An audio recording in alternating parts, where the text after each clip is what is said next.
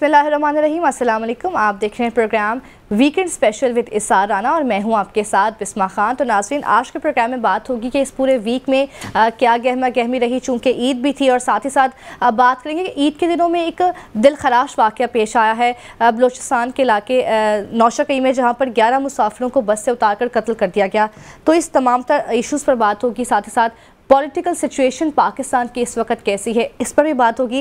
Welcome करते हैं इसार साहब, कैसी गुजरी आपकी, सबसे पहले तो ये बताइए। और जो दिल खराश वाक़या एक पेश आया, क्या कहेंगे उस पर? देखें, बलूचिस्तान में जो ये वाक़या हुआ, ये कोई पहली दफ़ा नहीं हुआ, ये इस तर्ज का कोई पहली दफ़ा वाक़या नहीं हुआ। इससे पहले भी इसी तरह बसों के मुसाफिरों को जो है वहाँ के जो अलहदगी पसंद हैं, वतन दुश्मन लोग हैं, वो इसी तरह शहीद करते रहे। मैं तो उन्हें शहीद कहता हूँ।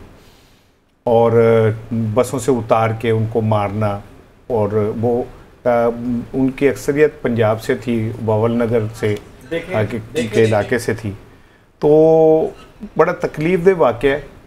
और मैं ये समझता हूँ कि अब हमने इतना खून अपना दे दिया है दहशतगर्दी को कि अब हमें कुछ एक मैकेनिज़्म बनाना पड़ेगा। बिल्कुल, मुझे बड़ा दुख हो रहा था, वज़ीर आला बलूचिस्तान का बयान में देख रहा था, तो उन्होंने कहा कि जी हम दहशतगर्दों के ख़िलाफ़ जो है ना एक लाहे अमल तैयार कर रहे हैं जी, और हम उनको कुचल देंगे। तो 75 सालों से आपने अभी तक एक लाहे अमल नहीं बना सके। आप वो वज़ीर दाखिला रहे हैं और एक दफ़ा नहीं रहे हैं बलूचिस्तान के, अब आप वज़ीर आला हैं। अभी तक आप हमें वो स्टीरियोटाइप किस्से और वाक़यात सुना रहे हैं। एक स्टीरियोटाइप किस्म का बयान आपके मुंह से निकलता है कि जी हम कुचल देंगे, खून रहेगा नहीं जाएगा, हम मैकेनिज़्म बना रहे हैं और हम दहशतगर्दों को ओ भाई, कब तक आप इस तरह के हमें किस्से कहानियाँ सुनाएंगे? बलूचिस्तान हमारा ये समझ लें सॉरी, एक ऐसा मुकाम है जहाँ पे दुश्मनों की नज़र पंजाब, KPK और सिंध से ज़्यादा है। बिल्कुल, वो हमारा स्ट्रेटेजिकली देखा जाए तो ग्वादर को ले लें, हमारा वो फिर मादनियात से भरपूर है। हमारी अगर सनती तरक्की और हमारी अगर मुआशी तरक्की में कोई टर्निंग पॉइंट हो सकता है तो वो रेकोडेक है, वो ग्वादर है, ये सारी चीज़ें हैं।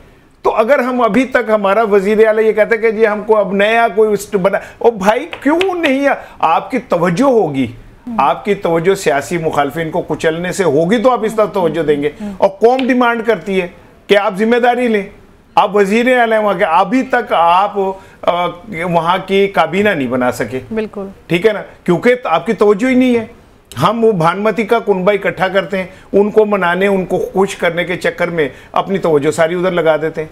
असल बात यह है कि जो भी बलूचिस्तान में बैठा हो, हमारी फोर्सेस वहाँ पे मुसलसल हालत जंग में है, लेकिन पॉलिटिकल फोर्स जो है उसको भी साथ खड़ा होना पड़ेगा, तब जाके ये मामला सुधरेंगे। और ये जो एक है ना वहाँ पे जो मैकेनिज़्म है रिश्वत का, उसको ख़त्म करना पड़ेगा, जिससे दहशतगर्दों को बहुत फ़ायदा मिलता है। ये बसों का आना जाना, तलाशियाँ ना लेना, निकाल देना, ये सारा कुछ, इस पे हमें संजीदगी से गौर करने की ज़रूरत है। बिल्कुल सर साहब, प्रॉपर कुछ मैकेनिज्म बनाएं, कोई लाहे अमल इस तरह का बनाएं कि इस तरह के इलाके में तो इस तरह के वाक़यात होने ही नहीं चाहिए। अगर इंटरनेशनली भी देखें तो हमारा इम्पैक्ट सही नहीं जाता है कि हमारे अपने ही मुल्क में दहशतगर्दी के इस तरह के आए रोज़ वाक़यात होते रहते हैं, इतना इंपॉर्टेंट जो हमारा एक बलूचिस्तान का इलाका है। नहीं देखो, हमें तवज्जो देनी चाहिए, और ये हमें अब किससे कहानियाँ सुनानी बंद कर दें। सही बात है, इस दफ़ा भी उन्होंने रिपीट किया कि मुल्ज़िमों के अफरे किरदार तक पहुंचाएंगे, और लिखी लिखाई बात। हाँ, हमें इससे बाहर आना चाहिए। बिल्कुल। इसार साहब, क्या समझते हैं आप कि अब जैसे पॉलिटिकल सिचुएशन को अगर हम देखें तो मुल्क इस वक्त जो है कहीं ना कहीं उस तरह से मजबूत नहीं है, अभी भी डगमगा रहा है। 2 के इलेक्शन हो चुके हैं, उसके बावजूद भी हम उस तरह से स्टेबल नहीं हैं। देखें, अल्लाह पाकिस्तान को नज़र-ए-बद से महफूज रखे। और वो जो आपने कहा डगमगा रहा है, पोलिटिकली तो डगमगा रहा है, वैसे भी देखा जाए तो हम मुआशी तौर पे 1 अरब हमने 2 दिन बाद अदा करने जो हमारे बॉन्ड्स थे, उसके ऊपर सिर्फ सूद $1 अरब का बनता है जो देना है। वो कौम जिसके जो $1 अरब के लिए IMF के पैरों में बैठ गई, वो सूद आप अंदाज़ा करो कि हम पे कितना चढ़ा हुआ है। लेकिन क्या कोई भी इस बात पे गौर कर रहा है कि हम पे जो सूद है, हम कर्ज तो दूर की बात है, भूल जाए कर्ज तो आप, हम तो सूद की अदायगी के लिए अब हमारे हाथ पांव जो हैं फूल गए।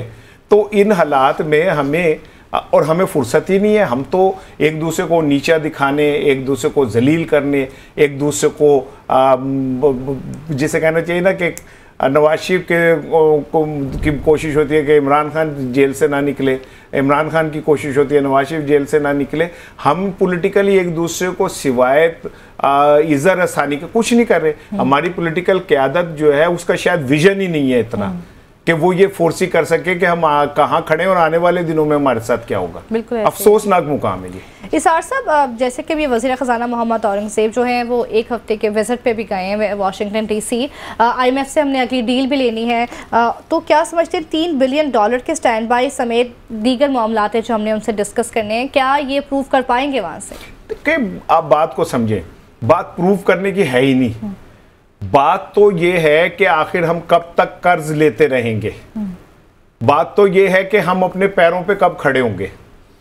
भारत में इलेक्शन होने जा रहे हैं। हाँ जी। और आप सो इख्तिलाफ करें नरेंद्र मोदी से, ठीक है, आप वो हमारा दुश्मन है, कोई इसमें दो शक नहीं है, लेकिन वो अपनी कौम का कितना दोस्त है। 10 सालों में उसने भारत को तीसरी बड़ी माशी कुव्वत बना दिया है, ठीक है। उसने, मैं पढ़ रहा था कि वो 10 करोड़ लोगों को खते गुर्बत से ऊपर ले आया है, जबकि वर्ल्ड बैंक की रिपोर्ट ये कि पाकिस्तान में 1.5 करोड़ लोग मजीद खते गुर्बत से नीचे चले गए, ठीक है। हम सीखने पे तैयार नहीं है। साहब, उनके खजाने में कितना पैसा इस वक्त मौजूद है, हमारे खजाने में कितना है? मैं ये कह रहा हूँ हम सीखने पे तैयार नहीं है ना, के लिए तैयार रहते हैं हर वक्त। हम सीखने पे तैयार नहीं है। IMF जाएंगे, IMF क्या करेगा, वो कुछ और हमें, अच्छा हम कहते हैं शराइत, ये भी जुमला सुन लें, क्या IMF हम पे शराइत लगाता है? IMF हम पे शराइत नहीं लगाता। IMF तो ये कहता है ये जो पैसे ले रहे हो इसका करोगे क्या, पैसे इकट्ठे कैसे करोगे, ठीक है ना। इंडिया में उन्होंने सारे टैक्स खत्म करके मेरा ख्याल एक GST लगाया हुआ है। हम तो कुछ 20 टैक्स देते हैं। आप कभी अपना वो निकालें वो क्या इलेक्ट्रिसिटी बिल, आप हैरान हो जाएंगे कि उसमें कितने आप पे टैक्सेस लगे हुए। गरीब आदमी मर गया टैक्स देते हुए, अमीर आदमी को टैक्स ले नहीं सकते। जब नई गवर्नमेंट आती है सार साहब, आवाम सोचती है कि शायद अब कुछ भला होगा, अब कुछ नई डेवलपमेंट्स होंगी, कुछ बेहतरी आएगी महंगाई में, लेकिन मामलात वैसे ही रहते हैं। फिर मुझे तो लगता है इलेक्शंस होने ही नहीं चाहिए। नहीं, ये ऐसे ही है जैसे हम कहें कि क्योंकि ट्रैफिक के हादसात होते हैं तो बिल्कुल ट्रैफिक बंद कर दी जाए तो लोग पैराशूट से उड़ते हुए जाएं। पाकिस्तान में तो पैराशूटर्स की वैसे ही बड़ी बल्ले बल्ले है।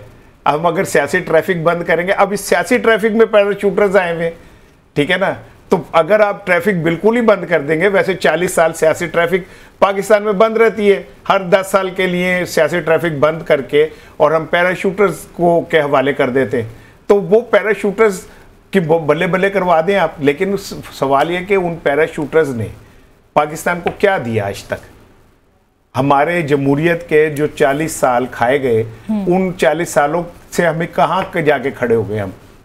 तो अब भी वक्त है हमें अपने जो जमहूरी और सियासी अमल है उस पर यकीन करके इसको मजबूत करना चाहिए। ये मजबूत होगा तो मुल्क मजबूत होगा। इसार साहब चलें, ये तो पिछली माजी के दौर की बात होगी। आने वाले 5 साल क्या समझते हैं आपके इकोनॉमिकली हम स्टेबल होंगे, कुछ थोड़ा बहुत बेहतर? क्योंकि इस बार भी जो है वो सरबरा IMF है क्रिस्टीना जॉर्जिया, उन्होंने कहा है कि पाकिस्तान कुछ बेहतर काम कर रहा है, कुछ बेहतरी आ रही है एकदम। ये ऐसे ही है जैसे मरीज ICU में हो ना, और वो क्या कहलाता है, वो जो कौन सा वो होता है जिसमें वो बंद होता है, MRI मशीन, नहीं मशीन नहीं, वो जिसमें इंक्यूबेटर का कुछ इस तरह का जो वो मुझे लफ्ज़ नहीं आता ना, वो मेरे मुंह से बाज़ औक़ात नहीं निकल पाता, उसमें हो और मसनूई ऑक्सीजन लगी हो, ठीक है, हाँ वेंटिलेटर, और वेंटिलेटर पे हो मसनूई ऑक्सीजन लगी हो, और उसके ब्लड में भी वो सिरिंजेस लगी हो, दिल काम ना कर रहा हो, असाब उसके ख़त्म हो गए, तो अचानक वो जब वो इस हालत में वो हल्का सा हिलता है ना, तो डॉक्टर कहते हैं कि ये हिला है। हम उसके लवाकिन कहते हैं हाँ वो थोड़ा सा वो भाई, लेकिन वो सही नहीं हुआ। ये बेहतरी आना नहीं है कि आप आटे के गंदम की किसानों से जबरदस्ती प्राइवेटाइज कर वो माफिया से लेके उनसे खींच के आप आटा लेके अपनी मर्जी की कीमतें करके थोड़ा सा आटे की कीमत कम करके कहें देखे जी हमने तो आटे की कीमत कम कर दी। इससे गरीब आदमी को तो कोई फर्क नहीं पड़ेगा। ऐसे ही है। तो आप जो कह रही है बेहतरी आने की, इतनी महंगाई थी रमजान में, लोगों ने तो अपने कानों को हाथ लगा लिया। मुझे एक बात का जवाब दें, आप तो उम्रा करने गई हुई थी, मैंने तो यहाँ ईद गुजारी। मुझे एक बात बताएं कि जिन लोगों ने पाकिस्तान में ईद की उनको पूछें कसम दे के आपने ईद मनाई? वो नहीं मना सके। लोगों के पास अपने बच्चों को पहनाने के कपड़े नहीं थे, लोगों के पास अपने बच्चों को ईद के मौके के ऊपर को अच्छा खाना खिलाने के पैसे नहीं थे, लोगों की तो जान मुसीबत में थी। ये ईद थोड़ी थी, ये तो उनके ऊपर एक अजाब था ईद के नाम पे, और ये अल्लाह की तरफ से नहीं था, ये हमारा लाया हुआ अजाब था। हम ये तो कहते हैं कि जो क्या नाम है, रोजेदार के सामने खाने वालों को खाना नहीं खाना चाहिए। हम ये नहीं कहते कि भूखे आदमी के सामने नए कपड़े पहन के और तम तराक से बाहर भी नहीं निकलना चाहिए। और पाकिस्तान के अंदर आप हैरान होंगे, 3 करोड़ लोग भीख मांगते हैं। सबसे बड़ी इंडस्ट्री इस टाइम फकीरों की इंडस्ट्री है। मैं इंडिया का एक बुलेटिन वो क्लिप देख रहा था, तो उन्होंने कहा कि दुनिया में वाहिद शहर कराची है जो फकीरों का जिस पे कब्जा है। चारों तरफ फकीर है, और इंतजामिया क्या करे, कितनों को पकड़ लेगी, कितनों को मार के भगा देगी। आप ठीक कह रहे हैं सर साहब। मैं इससे ये रिलेट करना चाहूँगी कि मैं वहाँ पे थी, तो मैंने अपने किसी रिलेटिव को कॉल किया, तो उन्होंने कहा कि मैंने कहा कैसी तैयारियाँ जा रही हैं, चांद रात है, लोग कैसे शॉपिंग कर रहे हैं। तो उन्होंने कहा कि लोग हैं ही नहीं बाजार में, रश ही नहीं है, लोग आ ही नहीं रहे शॉपिंग करने, तो ऐसा ही नहीं है लोगों जब उनके पास होगा नहीं तो फिर आप किस चीज़ की ईद मना रहे हैं? फिर गजा की सूरत हाल, हम अब कहते हैं हम अपने आप को हम मुसलमान हैं, जो गजा में हो रहा है क्या मुसलमानों को जेब देता था कि वो ईद मनाते? जिस तरह गजा के अंदर वो हमारे बहन भाई नहीं है, वो जो बच्चे मर रहे हैं वो हमारे बच्चे नहीं है। वो माएँ जो अपने बच्चों को कोख से पैदा होने से पहले उनको मार दिया जाता है, जिन लहद में उन्हें दफनाते हैं ईद वाले दिन, सैकड़ों लोगों को दफना दिया गया, तो क्या वो माएँ, वो बहनें, वो भाई वो ईद नहीं मना सकते? 34-35 हज़ार लोग हमारी आंखों के सामने इसराइल ने मार दिए, और मुस्लिम उम्मा जो है वो ईद मनाती है, एक दूसरे को गले मिलती है, और बड़े खूबसूरत गाने और खाने पकते हैं। तो हम किस तरह ईद मना रहे हैं? कैसे दिल हमारा गुर्दा कर जाता है कि हम ईद मना लेते हैं? हमारी ईद की भूख नाच रही है, हमारे हमसायों में लोग गुर्बत से भूखे बैठे होते हैं, और ये कोई लफ्जी बात नहीं है। मैंने राशन रमजान में जो तकसीम होता है उस पर खुदा की कसम ऐसे ऐसे सफेद पोशों को राशन मांगते हुए देखा कि मेरा दिल हिल के रह गया। ये लोग जाते हैं खाना काबा के सामने, खाना काबा के अंदर चले जाते हैं, मस्जिद नबी के सामने खड़े होते, रोजा रसूल के सामने खड़े होते, इनका दिल नहीं कांपता? इन्हें खौफ नहीं आता अल्लाह से कि किस मुंह से उनको फेस करते हैं? किस मुंह से जाके ये वहां पे खड़े होके अपने आप को वहां पे वो पहन के और वो खड़े होके अल्लाह को फेस कर रहे होते? इनका दिल नहीं डरता कि इनके पीछे इनकी वजह से, इनकी पॉलिसियों की वजह से, इनकी लूट खसूट की वजह से पाकिस्तानी अवाम भूखे मर रहे हैं, और ये वहां जाके खड़े होके खाना काबा बच्चों को मार रहे हैं, खड़े होके और मस्जिद नबी और रोजा रसूल के सामने तस्वीरें और वीडियो बना के रिलीज करते हैं। तो आप इन चीजों से बख्शे जाएंगे? इन चीजों से आप जो अल्लाह को वो मुतमिन कर देंगे? नहीं कर सकते आप। गरीब आदमी के दिल में ये सवाल बार बार पैदा होता है। वो कहते हैं कि जी देखे ना, अमीर तो वहाँ उनके लिए तो काबे के दरवाजे भी खुल जाते हैं, वो तो जहाँ तो डायरेक्ट मस्जिद खुल जाते हैं, चले जाते हैं, लेकिन अल्लाह के फैसले कुछ और हैं। आप खुल जाने से, अंदर जाने से, सामने खड़े होने से नहीं बख्शे जाएंगे। ऐसे ही आपको अपने अमालों की जवाब देनी होगी, चाहे आप सारी जिंदगी वहां बैठे रहें। आपको अपने अमालों का हिसाब देना है। आप चले जाएं सरकारी पैसे से, एक भूखी नंगी कौम, भूखी मरती कौम के पैसों से आप उम्रे कर ले, कोई बात नहीं, कर लें, लेकिन मैं नहीं समझता कि आप इस तरह आपको अल्लाह को मुतमईन कर सकते हैं। बस पिछले दिनों एक वीडियो काफ़ी ज़्यादा हमने चलाई खबरों में भी कि एक वालिद ने भूख और अफलास की वजह से अपने 4-5 बच्चों को कत्ल कर दिया, अपनी वाइफ को कत्ल कर दिया। तो ये क्या है? मतलब किस तरफ जा रहे हैं हम? लोग खुदकुशी कर रहे हैं। मतलब आवाम को इसलिए सोचना चाहिए इन पॉलिटिशियन को। देखिए, मैं बस एक जुमला कहूँगा, मेरी नज़र में दहशतगर्द अगर बस से उतार के मारें तो वो भी जहन्नुमी है, और मेरी नज़र में वो मुआशी डकैत जिनकी वजह से लोग भूखे मरते हैं, जिनकी वजह से लोगों में गुर्बत फैलती है, वो भी उतने ही दहशतगर्द हैं, वो मुआशी दहशतगर्द हैं। इनके हाथों मरने वालों की तादाद बहुत ज़्यादा है, लेकिन इन पे FIR नहीं कट सकती। बस मैं इतना समझ कहता हूँ। अच्छा इसार साहब, बैक टू द पॉइंट आते हैं। जाती उम्रा में नवाज शरीफ की मुलाकात हुई है सीनियर सहाफ़ियों के साथ। मौजूदा मुल्की सियासी मंजरनामे पर क्या समझते हैं, नवाज शरीफ क्या सोच रखते हैं, क्या डिस्कशन हुई होगी? मीटअप तो आखिर हुआ है।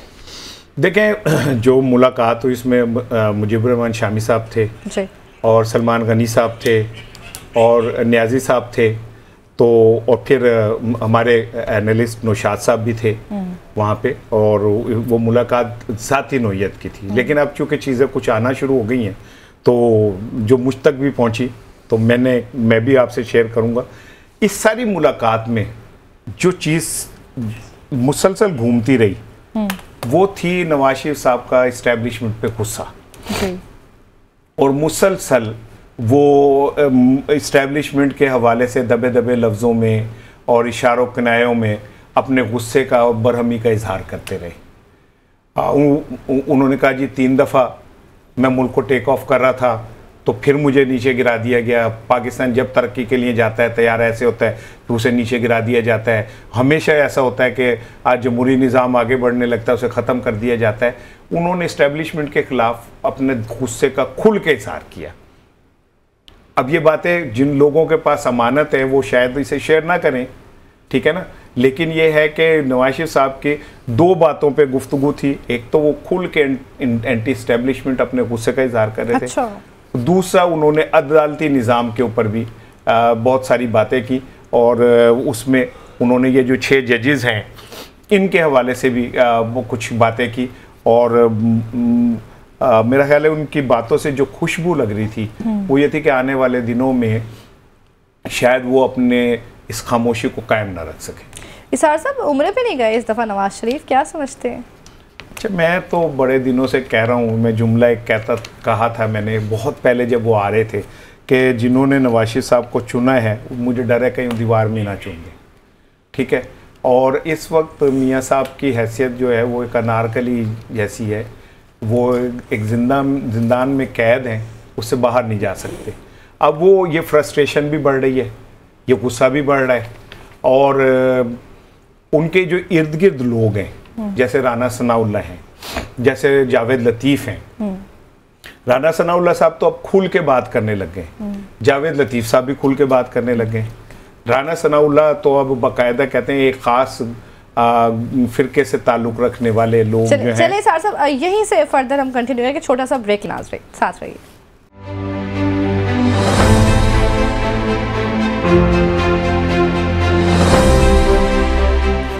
वेलकम बैक नाज़रीन, बड़ी अच्छी डिस्कशन हो रही है आज इसार साहब से। इसार साहब कहाँ थे हम, क्या बात कर रहे थे नवाज शरीफ के हवाले से? अच्छा, उसमें देखिए राना सनाउल्लाह साहब तो अब खुल के बोलने लग गए, तो उन्होंने तो यहाँ तक सीधे तोपों का रुख कर दिया नकवी साहब की तरफ भी, और उन्होंने कहा कि जी नकवी साहब की मेहरबानी है वो वज़ीर आज़म नहीं बने, अगर वो बनना चाहते तो हम क्या कर सकते थे। इससे उन्होंने अपनी बेबसी का इजहार कर दिया। जावेद लतीफ़ भी इसी तरह की बातें कर रहे हैं।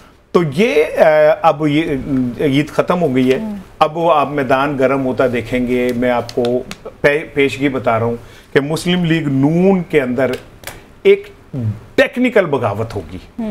टेक्निकल बगावत शहबाज शरीफ साहब के खिलाफ होगी, क्योंकि अच्छा। जब एंटी इस्टेब्लिशमेंट बयानिया आएगा तो वो उसका प्रेशर डेफिनेटली शहबाज शरीफ के ऊपर आएगा। अब इसकी एक मैं छोटी सी मिसाल देता हूँ। मियाँ साहब ने 2 दिन पहले मीडिया से गुफ्तगू करते हुए कहा कि पंजाब को हम एक मिसाली सूबा बना देंगे, ठीक है। उन्होंने विफाक नहीं कहा, पंजाब कहा।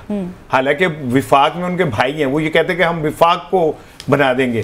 उन्होंने दरअसल ये बताया कि जी मेरा कोई ताल्लुक नहीं है विफाक से, ठीक है ना, जागते रहना तो मेरे ते ना रहना, ठीक है। पंजाब पे उन्होंने कहा जी मैं फोकस कर रहा हूँ। उन्होंने कल भी मरी में एक इजलास की सदारत की है, तो अब वैसे वो सदारत कर रहे हैं नाज़मीन के लेवल के इजलासों की, ठीक है। और वहाँ पे ये अपनी बेटी के लिए, एक हर बाप को अपनी बेटी की ख्वाहिश होती है कि वो खड़ी हो, स्टैंड करे, बड़ा बने, और वो ठीक कर रहे हैं, वो अपना तजर्बा इस्तेमाल कर रहे हैं, लेकिन अपनी बेटी के लिए। अच्छा, अब एक बात तो उन्होंने ये कह दी कि भाई मैं विफाक से मेरा कोई ताल्लुक नहीं, यानी शहबाज शरीफ साहब से मेरा कोई ताल्लुक नहीं है। दूसरी बात ये भी एक सवाल पैदा हुआ कि आप कौम से अगर हमदर्द थे और पाकिस्तान अगर मुश्किल में था तो आपको ये हुकूमत लेनी चाहिए थी। आप अपनी अना और ज़ात और अपनी ज़ाती उससे बाहर नहीं आ सके। आपकी जो मर्जी नहीं हुई तो आपने कहा कि वो आप तो पाकिस्तान के मसाइल हल करने आए थे पाकिस्तान, तो अब आप ये कंडीशन लगाएं कि जी मुझे ऐसे करोगे तो हल करूंगा, ऐसे करोगे तो पाकिस्तान के मसाइल, तो फिर आप पाकिस्तान से तो मोहब्बत नहीं करते, फिर तो आप अपनी जात के उससे हसार में गिरफ्तार हैं।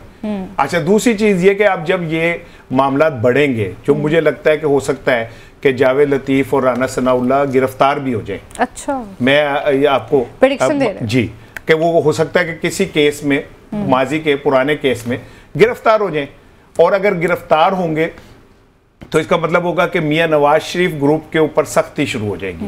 मियां नवाज शरीफ पे सख्ती का मतलब है कि पंजाब पे उसका असर पड़ेगा और विफाक के ऊपर उसका असर पड़ेगा। ये मैं जो पहले बात आपको कही थी कि ये जो बगावत होगी ये इस्टेब्लिशमेंट के खिलाफ नहीं होगी, ये शहबाज शरीफ के खिलाफ एक बगावत हो जाएगी। और इस्टेब्लिशमेंट वैसे भी नवाज शरीफ साहब से कोई खुश नहीं है उनकी कारकर्दगी से, क्योंकि इन्होंने एक नज़र से देखा जाए तो इस्टेब्लिशमेंट के भी उसको थोड़ा सा धचका पहुँचाया। ये तो ये कह के आए थे कि मेरे साथ बड़ी आवाम है, मैं ऐसे कर दूंगा। तो इस साथ साथ नवाज शरीफ और शहबाज शरीफ के नज़रियात आप समझते हैं कि डिफरेंट हो जाएंगे आने वाले दौर में?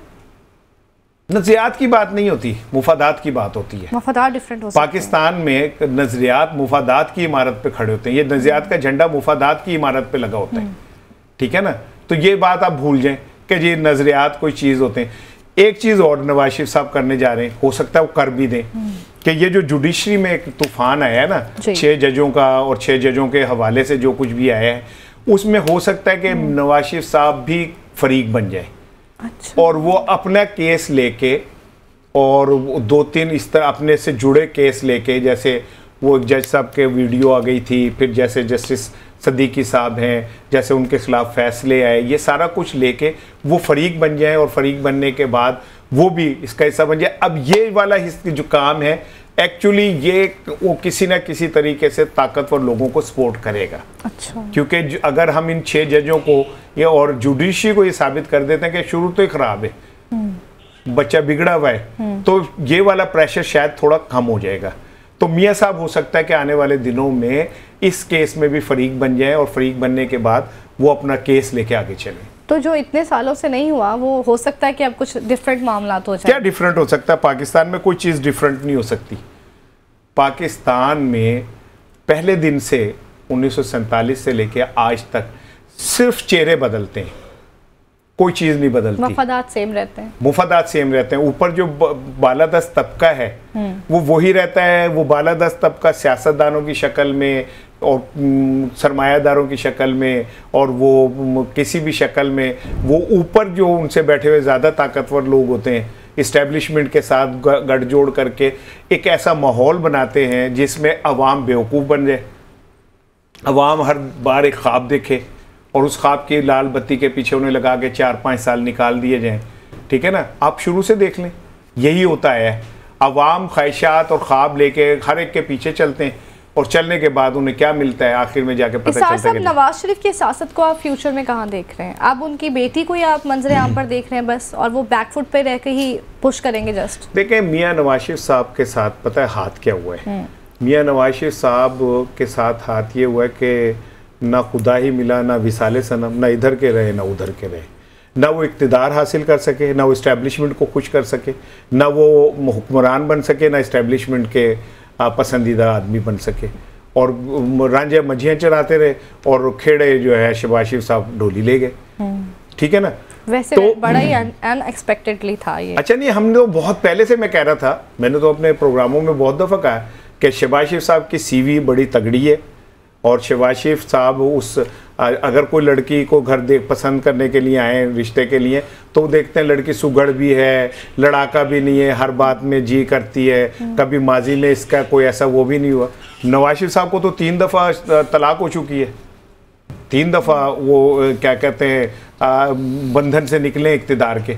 सो उनका कोई इतना ट्रैक रिकॉर्ड अच्छा नहीं है। और साथ साथ अवाम ने भारी अक्सरियत से जो है वो मुस्तरद किया नवाज शरीफ। मैं यही कह रहा हूँ ना कि ना खुदा ही मिला ना विसाले सनम, अवाम ने भी उनको रिजेक्ट कर दिया। अब उनकी सियासत जो आप सवाल कर रही है ना कि कहाँ खड़ी है, प्रैक्टिकली नवाज शरीफ साहब की सियासत ख़त्म हो चुकी है। हाँ, अगर मरियम इन्हें जो थोड़ा सा वक्त मिलेगा वजीर आला का, उस थोड़े से वक्त में अगर कुछ अच्छा परफॉर्म करती हैं तो हो सकता है पंजाब में उनको एक थोड़ा सा पैर रखने की जगह मिल जाए, लेकिन उन्हें भी पंजाब में भी अपनी पार्टी के अंदर मुखालफत का सामना करना पड़ेगा, करना पड़ रहा है। वो जगादरी जितने हैं वो मरियम साहिबा के साथ नहीं खड़े हुए। देखे ना मरियम साहिबा के इर्द गिर्द कौन है, वो हैं अजमा बुखारी हैं, इस तो फिर क्या कहते हैं आप, मरियम औरंगजेब हैं, ये खवातीन हैं। तीन चार साहबा जो है वो तो काफ़ी उनको कहती हैं कि वो काफ़ी सस्ते सूट पहनती है और इस तरह की बातें करके वो अपनी ही पार्टी को, अजमा बुखारी ने ना मुझ जैसे, बनवा रही है। अब मुझ जैसे लोगों की जिंदगी की है मुश्किल। मेरी बेगम कहती है कि मुझे वो 800 वाला सूट चाहिए। अब मैंने कहा कि जहां से वो सूट मिलते हैं वहां जाते हुए पेट्रोल 800 का लग जाता है। सही है। तो मैं 800 वाला सूट कहां से लाके दूं? वो कहती है कि अगर हमारी वजीर आला 800 वाला सूट पहन सकती है तो मैं क्यों नहीं पहन सकती? ऐसे ही है। तो मुझे चाहिए कि हुकूमत ना एक ऐलान कर दे और वो पॉइंट जैसे आटा पॉइंट होते हैं ना वैसे लिख दे कि भाई 800 वाला सूट कहाँ कहाँ अवेलेबल है, लिबर्टी में है और क्या कहते हैं डिफेंस में कहाँ बड़ी आसानी हो जाएगी। हम लोग शोज करते हैं तो हमें चाहिए होते हैं कपड़े। मेरा ख्याल है कि ये एक पाकिस्तान में इनकलाब है। और भुट्टो साहब, भुट्टो शहीद जो थे वो मलेशिया के शलवार कमीज पहनते थे, वो हिट हो गई थी मलेशिया की शलवार कमीज पाकिस्तान में ना।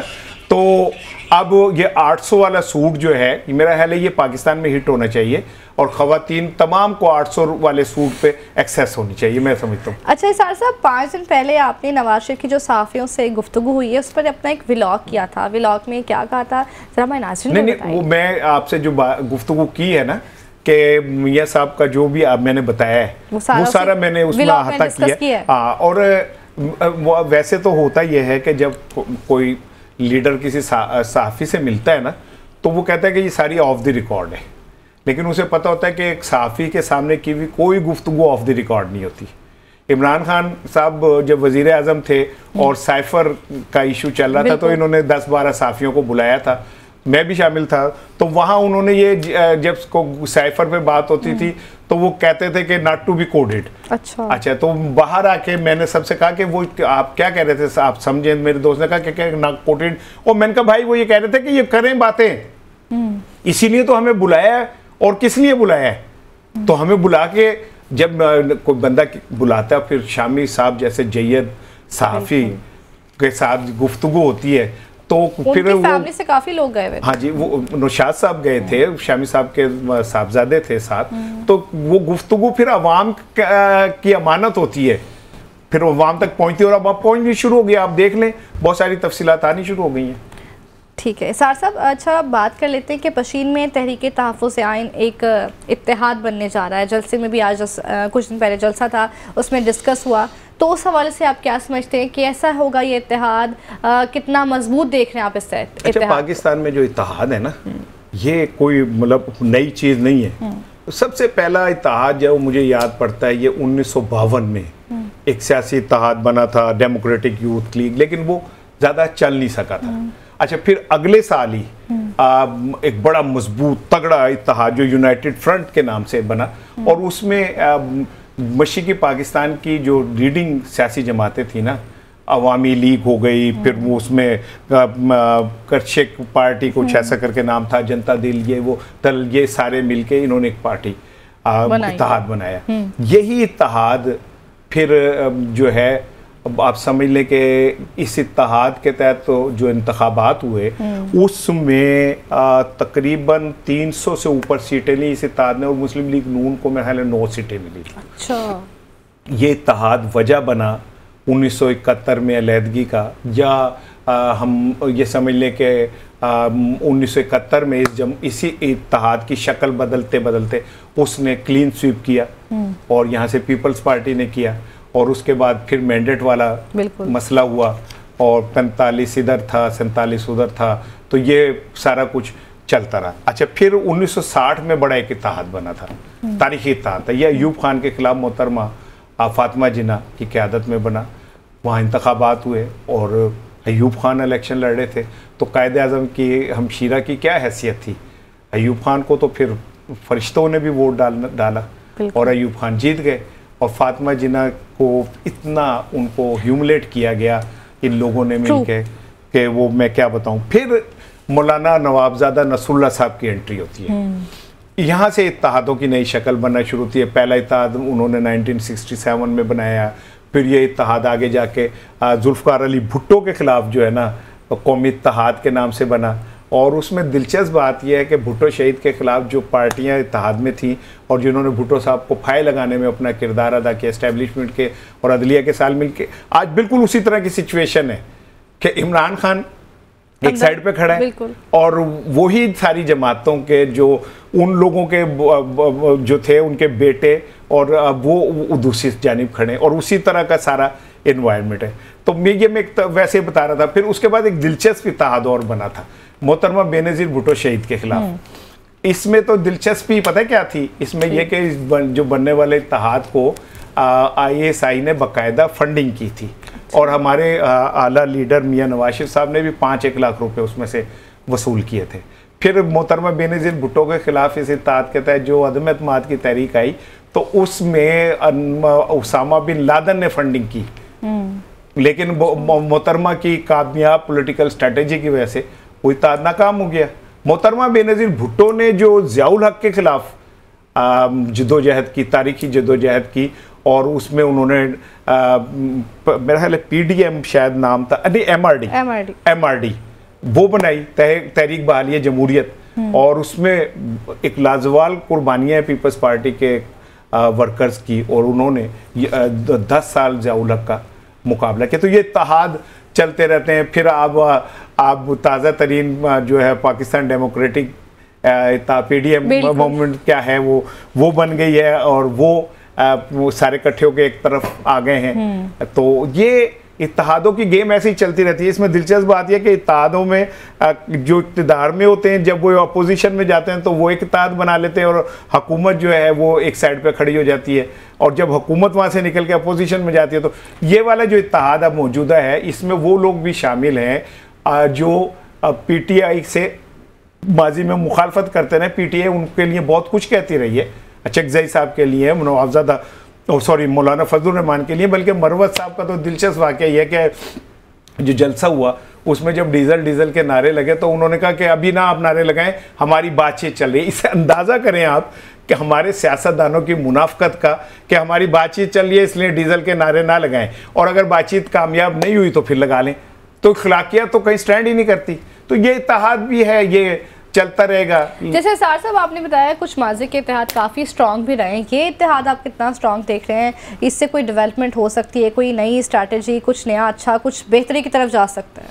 अच्छा देखिए, मेरी जो अपनी ज़ाती फीलिंग है ना, मुझे ऐसा लगता है कि कोई ऐसी कुव्वतें हैं जो कभी ये नहीं चाहती कि पाकिस्तान में जमहूरी इस्तेहकाम हो। अच्छा। वो हमेशा पहले एक ऐसा माहौल बनाती हैं जिससे पता चले कि धांधली हो रही है, फिर वो माहौल बनाने के बाद ये साबित हो जाता है कि ये धांधली हुई है, फिर उनके मुखालिफ को तगड़ा किया जाता है। तगड़ा करने के बाद वो मुखालिफ हुकूमत को नहीं चलने देते। हुकूमत को नहीं चलने देना का नहीं कोई मैटर कर रहा होता, सियासत नहीं चल पाती।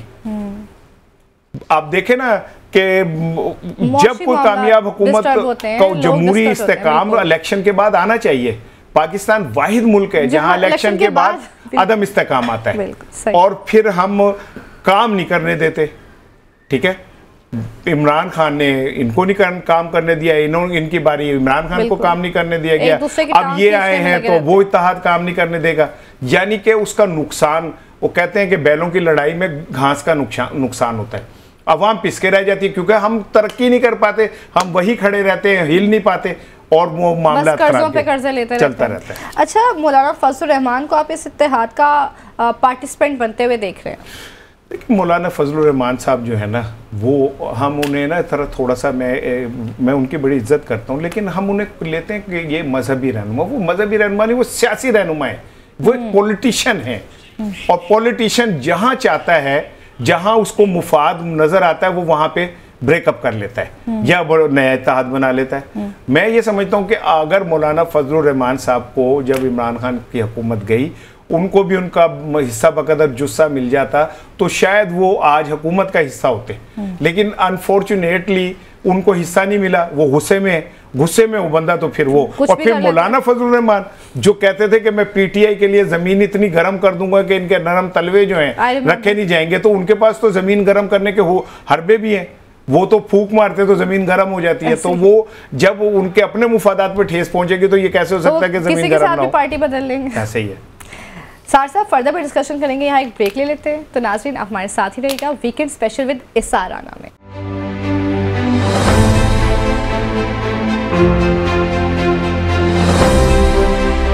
वेलकम बैक नाज़रीन। तो इसार साहब से पॉलिटिकल डिस्कशन जारी है, फर्दर भी बात करते हैं। इसार साहब क्या समझते हैं, पीटीआई अब एंटी हुकूमत जो एक तहरीक चला रही है, किस तरह से देखते हैं आप इसको? अच्छा देखिए, अगर कोई ये समझे कि ये तहरीक इसलिए चल रही है कि ये हुकूमत गिर जाए, तो ऐसा नहीं है। पीटीआई कभी भी नहीं चाहती कि ये हुकूमत गिर जाए, और पीटीआई ये भी नहीं चाहती कि उसे ये इक़्तिदार मिल जाए। अगर कोई ये इस तरह समझता है तो वो बिल्कुल गलत सोच रहा है। पीटीआई तो ये चाहती है कि हुकूमत ये करें, महंगाई बढ़े, लोगों में इश्ताल बढ़े, ये हुकूमत का फेलियर साबित हो, पंजाब में मरियम साहिबा नाकाम हो, ताकि हमेशा के लिए मुस्लिम लीग नून का किस्सा ख़त्म हो जाए। और उन्होंने इक़्तिदार लेने में वो इंटरेस्टेड ही नहीं है। अच्छा। और वो ये समझते हैं कि वो ये सारा कुछ क्यों कर रहे हैं। वो कर रहे हैं एक प्रेशर डेवलप, और उस प्रेशर वो इतना डेवलप करना चाहते हैं इस निज़ाम को मफलूज करके कि ये निज़ाम इमरान खान से बात करने पर तैयार हो जाए। और इमरान खान से बात करने के बाद इमरान खान और जो रियासत है उसमें कुछ मामला तय हो जाएं, और इमरान खान पे सख्तियाँ कम हो जाएं, या वो बाहर आ जाएं, और बाहर आने के बाद एक नया सियासत का दौर शुरू हो। वो ये समझते हैं कि अगर इस हुकूमत को इन्होंने थोड़ा सा कंटिन्यू करा लिया 2 साल तक जो उनका प्लान है, तो ये अब नवाज शरीफ की सियासत आलमोस्ट ख़त्म हो गई। वो तो दोनों हलकों से खुद हार गए, और कोई सोच भी नहीं सकता था कि वो NA 130 से भी हार सकते, क्योंकि मैं वहाँ का रिहायशी हूँ। मैंने अपनी आंखों से देखा है कि नवाज शरीफ का नाम ईंटों में से निकलता था, ईंटें आवाज़ देती थी नवाज शरीफ जिंदाबाद।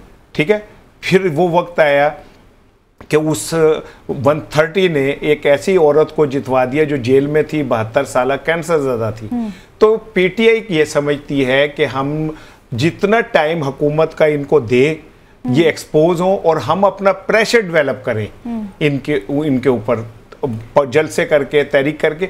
और इसमें एक और बारीक चीज़ भी है, वो ये समझते हैं कि अगर हम ये नहीं करेंगे तो फिर बहुत आसान हो जाएगा इमरान खान को इस सियासी गेम से निकालना। ठीक है ना, क्योंकि अब पूरी कोशिश के बावजूद आप देखें कि पंजाब में पीटीआई को बड़ा जलसा, को बड़ी रैली निकालने में कामयाब नहीं हो सकी। ऐसे है। केपीके में, सिंध में वो कामयाब हुए, पंजाब में नहीं हुए। और पंजाब वो है जहाँ से जब तहरीक कामयाब होती है तो पूरे मुल्क पे उसका असर पड़ता है। तो वो ये समझते हैं कि हमें लोगों को हमेशा ज़रा मोबिलाइज रखना चाहिए, लोगों के अंदर ज़िंदा रहना चाहिए, इसलिए वो ये कर रहे हैं। बलूचिस्तान से उन्होंने ये जो तहरीक शुरू की है, उसका मकसद ये है कि ये पंजाब में आते आते इसकी कोई एक शक्ल बन जाए। और अगर इसमें फजलुर रहमान भी मिल जाते हैं, पीर पगाड़ा भी मिल जाते हैं, अचकज़ई भी मिल जाते हैं, तो फिर डेफिनेटली जमात इस्लामी भी मिल जाती है, तो डेफिनेटली ये एक स्ट्रॉन्ग इत्तेहाद होगा। अच्छा। जो बहुत टफ टाइम दे सकता है। इसी वजह से कहीं ना कहीं इमरान खान जो है वो भी बैकफुट पे नहीं आ रहे। हाँ, नहीं, बड़ी अच्छी बात की आपने कि वो बैकफुट पे नहीं आ रहे। और इमरान खान के मुतालिक जो लोग उनसे मिल के आए हैं वो तो यही कहते हैं कि वो बड़े हाई स्पिरिट में हैं और मोराल उनका बुलंद है। उसकी रीज़न क्या है? उसकी रीज़न ये कि ये अब इमरान खान थोड़ा सा ना, आप समझें, कहीं पे भी हमारी रियासत भी ये नहीं चाहती कि इमरान खान जो है इस सियासत से मुकम्मल तौर पे आउट हो जाए। ठीक, वो आउट हो जाएंगे तो इतना बड़ा सियासी खला पैदा होगा जो फिल होना मुमकिन नहीं है। वो पाकिस्तान के सबसे पॉपुलर लीडर हैं, ये तो है। उनके पीछे अवाम खड़ी है। उन्होंने 8 फरवरी को एक ऐसा सरप्राइज दिया जो कोई सोच भी नहीं सकता था। इतने इदारे हैं, उन्होंने इस इलेक्शन से पहले मुख्तलिफ पोल्स, खुफिया सर्वे और मुख्तलिफ वो करके उन्होंने एक राय बनाई कि अगर पीटीआई को बनना ना दें, अगर इमरान खान के ऊपर 2-3 मुकदमात और कर लें, अगर उनके इलेक्शन कंपेन न करने दें, नवाज शरीफ को खुल के इलेक्शन कंपेन करने दें, पीटीआई के वर्कर को डिमोरलाइज कर दिया जाए तो क्लीन स्वीप हो जाएगा। लेकिन हुआ क्या, 8 फरवरी को लोगों ने गाड़ियाँ इस्तेमाल की मुस्लिम लीग नून की, बिरयानी इस्तेमाल की मुस्लिम लीग नून की, कीमे वाले नान खाए मुस्लिम लीग नून के, और पर्चियाँ इस्तेमाल की मुस्लिम लीग नून की, और जाके वोट दिया इमरान खान को।